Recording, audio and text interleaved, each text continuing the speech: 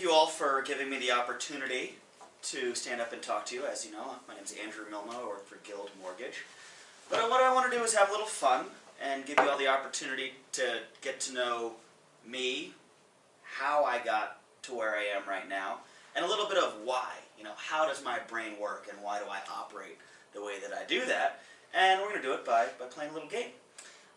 So first off, any of you have any guesses as far as what the first thing I sold? Cars. Any other guesses? Cell phones. Any other guesses? Beach chairs. Beach chairs is absolutely correct. When I was 16, my mother said, go find a job. And I was living about a mile from the Intercoastal Waterway in North Carolina, in Wilmington. And I worked at this store, Reddick's.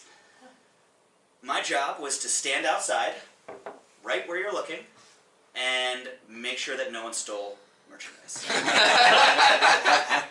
I usually had to change my shirt about 3 times a day because it was just so hot and humid. But what I was also encouraged to do was upsell. Everyone immediately beelined for the cheapest possible chair. And I would say, hey, can I help you? Oh, you're just in town for the weekend, because that chair is going to break after about a week of use. It is just for the vacationers. Oh, you live here? Well, let me show you some other options. And within the first month, I went from $5.15 an hour to $5.50 an hour because I was doing such a great job with the upsell. But the real perk of the job was the coworkers. The men worked outside, the women worked inside folding t-shirts. And I'd say about my first 4 girlfriends all worked at Reddick's. This was the start of a few mini careers for me, though. I did not stay in the beach chair business. I transitioned to hotels. I worked at a Marriott in college, and then went to Rock Resorts. That is the lodge at Vail. Was my first job out of college. Liked hotels fine, didn't love it. It's all about finding what you have fun doing on a daily basis.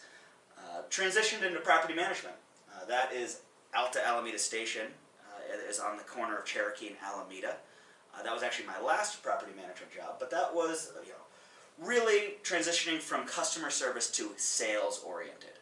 And this, to date, when it was completed, was the fastest lease up in Denver. So it was a really, really proud thing to hang my hat on.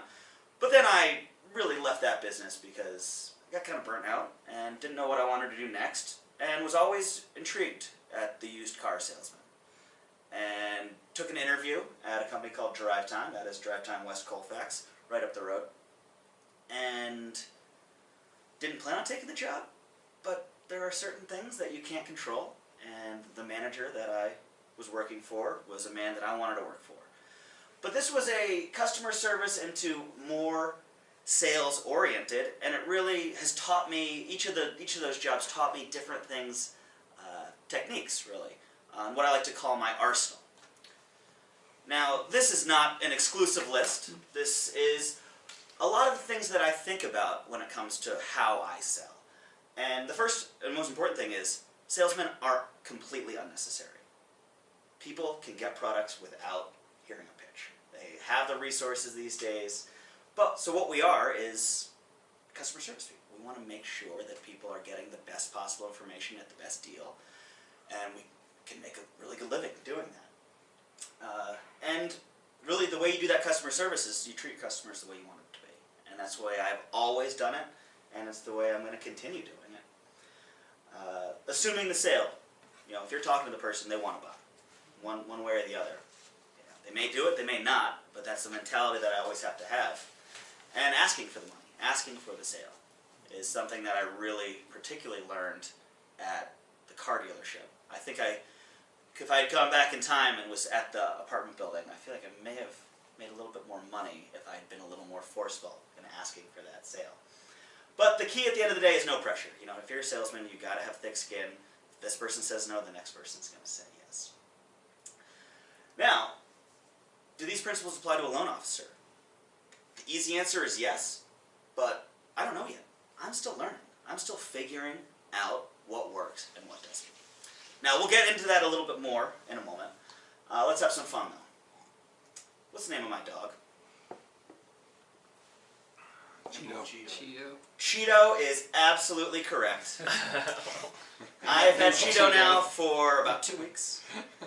I was gonna say I knew the breed, but I didn't know the name. Yeah, and it has been an absolute joy. My fiance was begging for a dog for years and years and years, and I fended it off because it's a lot of responsibility. And I didn't think I was ready for it, but holy shit, I'm in love with this little dog.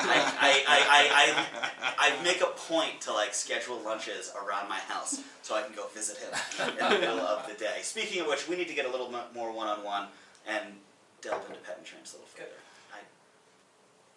I digress. So either way, that's my little man there. All right, back to business. Who inspired me to become a loan officer? Any guesses there? I'm thinking it was Chris, wasn't it? One of your buddies? Chris Behrens was my former sales manager at Guild Mortgage. Incorrect. Oh. Liana Pomeroy. We do not like Liana Pomeroy.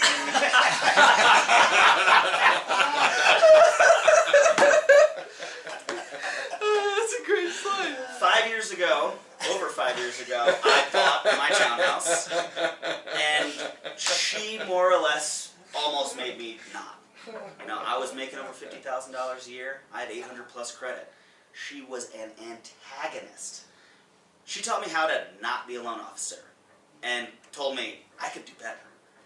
Now, part of me regrets not trying to become a loan officer right then and there after this transaction. I did work my way up to it and think about it.